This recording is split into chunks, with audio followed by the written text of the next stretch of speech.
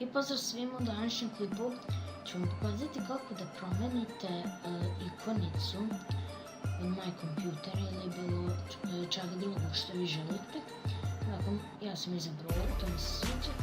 Idemo u Mozilla Firefox ili Google Chrome, bilo što imate. Onda imamo ovdje taj sajt, vam u deskripciji. I ovdje kucamo, ne znam šta želim, na primjer, moj kompjuter. Šta je ovo?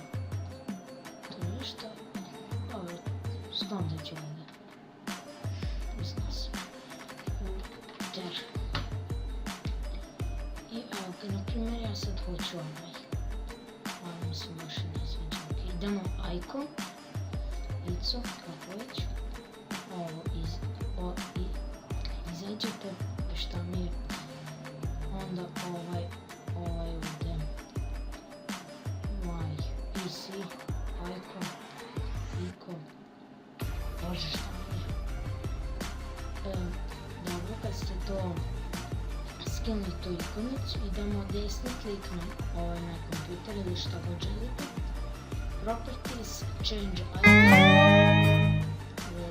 ok, idemo browse i biramo koji smo mi skinuti, evo je, onda to će vam se ovdje pojaviti, idemo ok, Apple i ok, i evo ga, to nam se promijenilo, sad ima samo jednu manu.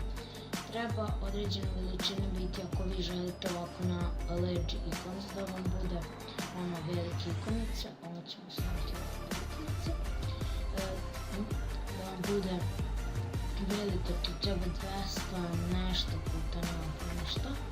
Meni se ovako mi je lepše, ne znam, onako lepše zvuči. Mnogo lako.